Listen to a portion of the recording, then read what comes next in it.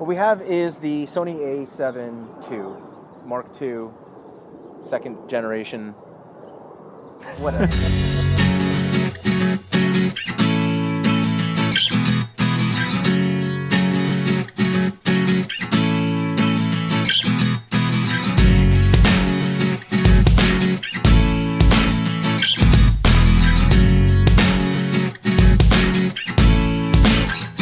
What we're shooting with today is the Sony A7 II or Mark II or II. Second generation. Second generation. The first one's been out for about a year. They followed it with the A7R and then the A7S, and now they have the Sony A7 II. It's a full-frame mirrorless camera, but the big difference from the first generation is the 5-axis image stabilization. Which is huge, and which really becomes a must-have feature for pretty much every camera going forward, I believe. Yeah, it's kind of hard to go back. Once you start shooting at 1/10 of a second and getting sharp images, it kind of changes everything. Yeah, it absolutely does, and it's one of those features that you think you probably don't need, but then as soon as you have it on your camera, it's just like, well, of course, you don't want to shoot with another camera. You have to have image stabilization. We're here on Van Brunt Street in front of Fort Defiance, which is some sort of coffee shop. Food looks nice. I'm not allowed inside. Josh is hooking us up. You got a lot of kind of nice little shops here. You have a bicycle shop across the street and excellent bars and a couple of really great restaurants that mostly are new within the last 5 or 10 years or so. Got the 55 1.8 on. It's a really nice lens, super fast. The images are really crisp. We'll review them later and see if they hold up, but so far so good. All right, this camera's got a lot of really nice things going for it.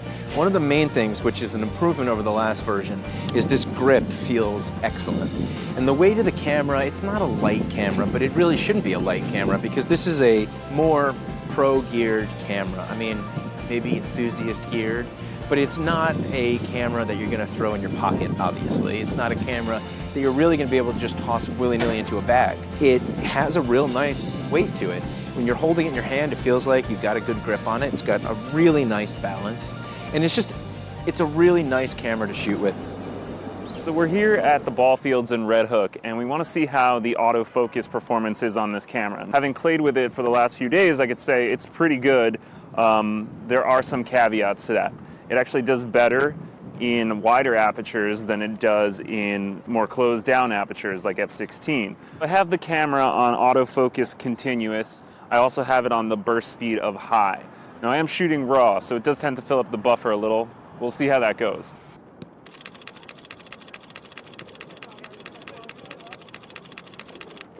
All right, so I followed her and I was tracking, even shooting through the net, and it seemed to stay locked onto her really nicely.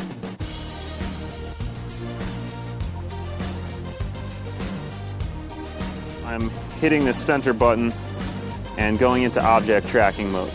You lock onto the object, hit OK, and then you start shooting, and it seems to track it pretty nicely.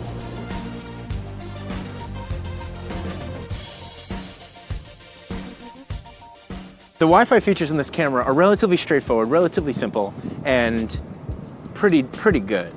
You have an app you have to download onto your phone. It's called Sony Play Memories. Play Memory. Yeah, weird name. But what it does do is it allows you to connect your cell phone to the camera and over Wi-Fi, and it's quick. The downloading pictures to your camera happens very, very quickly. Mm-hmm. And the app is relatively straightforward if you're using it to download pictures. You can look at all the pictures you've taken and download them to your camera. Now, this is if you shoot RAW plus JPEG, which you probably want to do if you're going to be using your phone to upload pictures if you're out in the field, or if you want to show people, if you're at a family gathering or a wedding, you want to show people right away. It's a nice way to do things. Yeah, and the cool thing about that is you can set the camera up to whatever resolution of JPEG you want. So you could set it to something like, 5 megabytes or something. So the app either lets you choose whatever the JPEG's original size is, right, or just 2 megabytes, which is the default small size. It doesn't have a lot of settings. It's not particularly fine-tuned, but it works. It does the trick. And it's quick, and that's really all that matters. It's nice. It does have a feature that lets you shoot through the camera if you want to set it up that way. That doesn't work as well. Yeah, it's a little lacking. It doesn't let you click to focus, which I would really like because it seems like it would be a pretty easy, app upgrade for them. And then you could actually use it for a function of, being able to shoot. Whereas now you could do it for maybe a tabletop shoot, but that's about it because you can't change your focus point. So it's okay, but the actual sending it to your phone, Quick, the images, nice, works well. That's nice. Excellent. We like it. So we're down here at Widow Jane, which is a combination whiskey distillery and also chocolate bar maker. And they have got this sort of new agey bean to bar concept, which is just one of those things that just takes the farm to table thing just like a little bit too far. Isn't that really how chocolate works all the time? Beans to bar?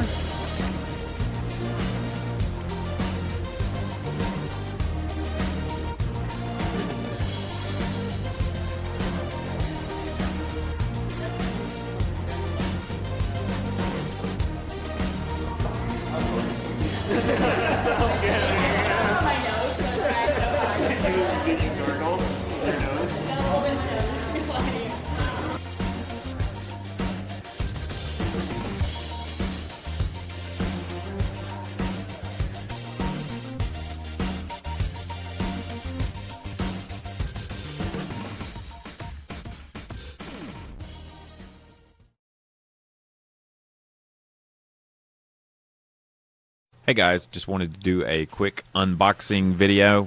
Today we're going to unbox the Sony Alpha 7 II, and this video will just accompany my review. Of course, the majority of details about the camera are going to be in the review, but we're going to unbox this thing and see what Sony includes in the body-only package. I hope you find this review helpful. If you do, show the love and give it a thumbs up.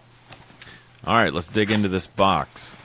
Up top we've got the usual assortment of paperwork with one notable exception. Right beneath the warranty information you'll find a little brochure for Capture One Express by Phase One. This is a raw processing software that is free for Sony users, so be sure that you check it out. And all this other stuff is the usual assortment of documentation, including a couple of manuals in 57 languages. Now we dig a little deeper to the good stuff. Here's what you get inside the body-only A7 II kit. Up top we've got a strap with a not too subtle Alpha 7 logo on it. On the right side there's a compartment containing nothing whatsoever, which is a little bit of a concern. Kind of strange. Up top we've got a USB charger outlet plug thingy and the matching cable. So this allows you to charge the camera by plugging it directly into the wall. And we also have a battery. Unfortunately, we do not have an external battery charger. So that's something that you'll probably want to purchase separately. Of course, you can just buy it here on Amazon. We'll put a link in the review. Now on to the camera body itself. Now the body of the version 2 model weighs about 5 ounces more than the first generation A7. As you can see, the camera is just a little bit more bulky. It's, I don't know, a couple of millimeters thicker, if that. And of course all this is due to the in-body image stabilization hardware. You'll see emblazoned on the camera itself the word Steady Shot inside. And it's the world's first 5-axis stabilized full-frame sensor inside this camera.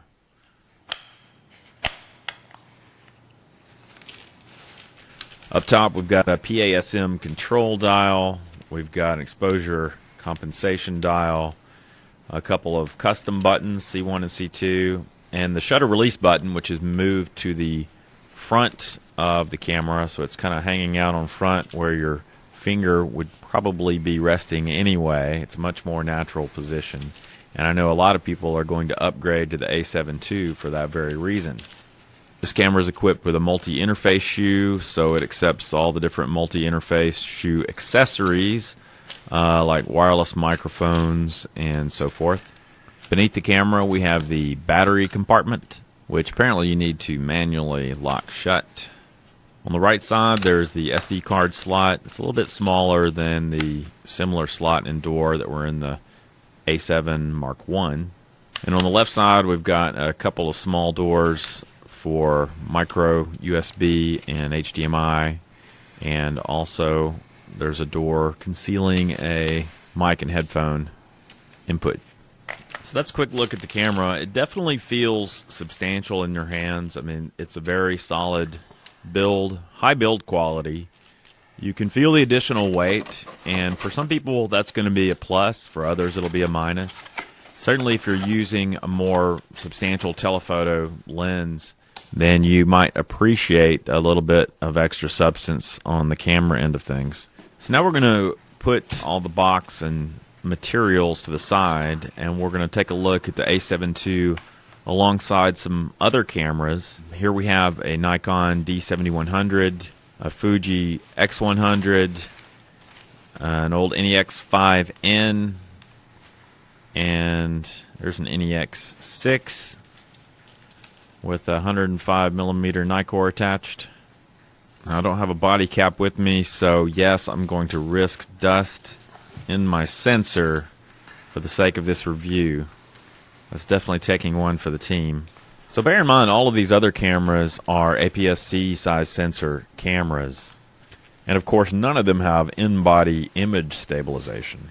Now the Sony 5 series is just light as a feather.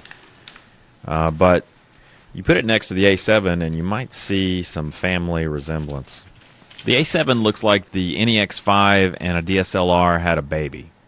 So keeping it in the family, let's take a look at the A7 next to an NEX6. NEX6 body is very similar to the A6000 body by Sony. Of course, those bodies are more rangefinder style. Here's the Fuji X100, which is a fixed lens camera, and the D7100, which shares a body really with the D610. And it's not much different from a D750 either. They have very similar bodies.